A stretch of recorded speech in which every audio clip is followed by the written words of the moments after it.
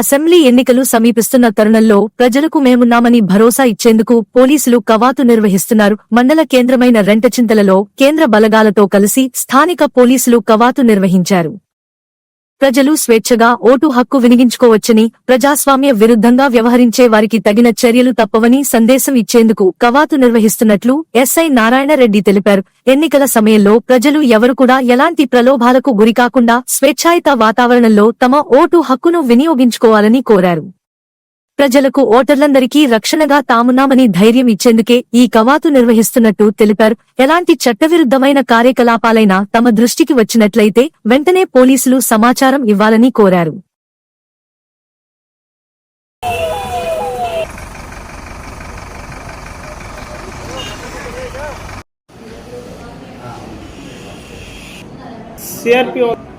రానున్న అసెంబ్లీ మరియు parliament election సంబంధించి మన రెంటచింతల గ్రామంలో మరియు మన రెంటచింతల మండలం మొత్తం పైన ఉన్న జనాలకి ఈ ఎలక్షన్లో ఫ్రీగా అంటే వాళ్ళు స్వతంత్రంగా ఓటు వేసుకునే విధంగా ధైర్యం కల్పించడం కోసం, అట్లానే ఎక్కడ ఎవరైనా గొడవ చేసే వాళ్ళు ఎవరైనా అల్లరి చేసే వాళ్ళు ఎవరైనా ఉంటే వాళ్ళ తప్పు చేసే వాళ్ళలో భయం కలిగించడం కోసం సెంట్రల్ ఫోర్స్ని ఈరోజు మన మండలంలో మంచికల్లు, రెంటాల, రెంటచింతల అండ్ పెట్టుబడిపాడు విలేజ్లో ఫ్లాగ్ మార్చ్ చేయించడం జరిగింది.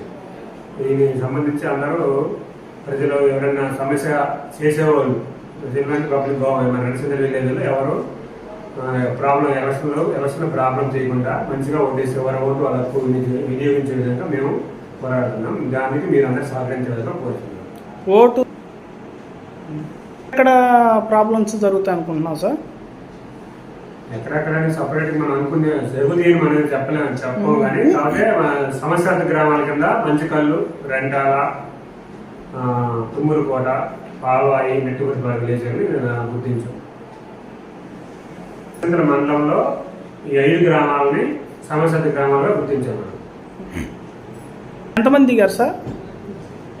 ఈరోజు సెంట్రల్ ఫోర్స్ 50 మంది, మన స్టేషన్ సిబ్బంది ఒక 7 మెంబర్స్, టోటల్ 57 మెంబర్స్ ఈరోజు ఫ్లాగ్ మార్చ్ చేయడం జరిగింది. మన మండలానికి ఎంతమంది ఇస్తారు మామూలుగా సెంట్రల్ ఫోర్స్? బస్సు ఇస్తున్నారా జనాలకి?